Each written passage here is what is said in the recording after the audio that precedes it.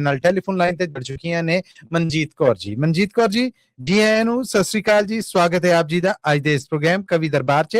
ਰੂਬਰੂ ਜੇ ਤੁਸੀਂ ਪ੍ਰੋਫੈਸਰ ਸ਼ੇਰ ਸਿੰਘ ਕੰਵਲ ਜੀ ਦੇ। ਸਤਿ ਸ੍ਰੀ ਅਕਾਲ ਜੀ। ਸਤਿ ਸ੍ਰੀ ਅਕਾਲ। ਮੈਂ ਇੱਕ ਕਵਿਤਾ ਬੋਲਣੀ ਚਾਹੁੰਦੀ ਹਾਂ। ਜ਼ਰੂਰ ਜੀ, ਜ਼ਰੂਰ, ਮੌਕਾ ਤੁਹਾਡੇ ਕੋਲ। ਤੁਹਾਡਾ ਜੀ ਆਇਆਂ ਜੀ।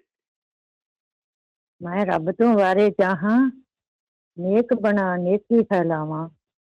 ਜਿਸਦੇ ਮਨ ਨੂੰ ਰੋਗ ਹੈ ਕੋਈ, ਜਿਸਦੇ ਤਨ ਨੂੰ ਰੋਗ ਹੈ ਕੋਈ, ਮੈਂ ਐਸੇ ਦੁਖੀ ਪ੍ਰਾਣੀ ਦੀ ਆਸ਼ਾ ਦਾ ਦੀਪਕ ਬਣ ਜਾਵਾਂ। ਆਹ ਕਿਆ ਕਹਿਣੇ। ਥਾਂ ਜਿਹੜੇ ਭਟਕ ਰਹੇ ਹਨ, ਪਗ ਪਗ ਠੋਕਰ ਖਾ ਰਹੇ ਹਨ, ਮੈਂ ਐਸੇ ਭੁੱਲੇ ਲੋਕਾਂ ਦੀ ਹਰ ਲਾਠੀ ਤਾਂ ਉਠਾਵਾਂ। ਦੇਸ਼ ਆਪਣੇ ਦੀ ਸੇਵਾ ਕਰਕੇ, ਦੇਸ਼ ਦਾ ਝੰਡਾ ਉੱਚਾ ਕਰਕੇ, ਦੇਸ਼ ਸੇਵਾ ਦੇ ਪਿੱਛੇ ਮਰ ਕੇ, ਮੈਂ ਦੇਸ਼ ਦੀ ਮਿੱਟੀ 'ਚ ਮਰ ਜਾਵਾਂ। ਮੈਂ ਦੇਸ਼ ਦੀ ਮਿੱਟੀ 'ਚ ਮਰ ਜਾਵਾਂ। ਮੈਂ ਰੱਬ ਤੋਂ ਵਾਰੇ ਚਾਹਾਂ, ਮੈਂ ਰੱਬ ਤੋਂ ਵਾਰੇ ਚਾਹਾਂ। ਵਾਹਿਗੁਰੂ ਜੀ ਕਾ ਖਾਲਸਾ, ਵਾਹਿਗੁਰੂ ਜੀ ਕੀ ਫਤਿਹ।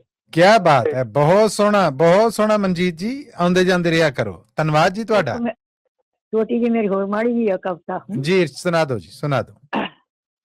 ਹਿੰਦੂ ਮੁਸਲਮਾਨ ਹਨ ਭਾਈ ਭਾਈ, ਕਾਹਦੀ ਹੈਰਾਨ ਬਣ ਤੇ ਕਾਹਦੀ ਲੜਾਈ। ਹਿੰਦੂ ਮੁਸਲਮਾਨ ਦਾ ਪੱਕਾ ਹੈ ਨਾਤਾ, ਬੰਦੇ ਹੈ ਦੋਵੇਂ ਜਨਮ ਤੋਂ ਭਰਾਤਾ। ਖਾਂਦੇ ਹਨ ਦੋਨੇ ਇੱਕੋ ਪੌਣ ਪਾਣੀ, ਖਾਂਦੇ ਹਨ ਦੋਵੇਂ ਇੱਕੋ ਪੌਣ ਪਾਣੀ। ਦੋਹਾਂ ਤੇ ਆਵੇ ਇੱਕੋ ਜ਼ਬਾਨੀ, ਸਾਂਝੇ ਹੈ ਫਾਇਦੇ ਸਾਂਝੀ ਹੈ ਹਾਨੀ।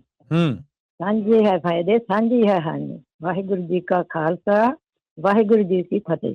ਜੀ ਬਹੁਤ ਧੰਨਵਾਦ, ਬਹੁਤ ਧੰਨਵਾਦ ਤੁਹਾਡਾ ਮਨਜੀਤ ਜੀ। Thank you. ਮੈਂ ਫਰੀ ਮੋਡ ਤੋਂ ਬੋਲਦੀ ਹਾਂ। ਮੇਰੀ ਉਮਰ ਹੈਗੀ 86 ਸਾਲ ਦੀ। ਵਾਹ ਵਾਹ, ਰੱਬ ਸੇ ਤੰਦਰੁਸਤੀ ਦੇਵੇ, ਰੱਬ ਸੇ ਤੰਦਰੁਸਤੀ ਦੇਵੇ ਤੁਹਾਨੂੰ। ਧੰਨਵਾਦ ਤੁਹਾਡਾ। ਪਰਮਾਤਮਾ ਸਾਰਿਆਂ ਨੂੰ ਸਤਿ ਸ੍ਰੀ ਅਕਾਲ। Thank you. ਸਭ ਵੱਲੋਂ ਸਤਿ ਸ੍ਰੀ ਅਕਾਲ, ਸਭ ਵੱਲੋਂ ਸਤਿ ਸ੍ਰੀ ਅਕਾਲ।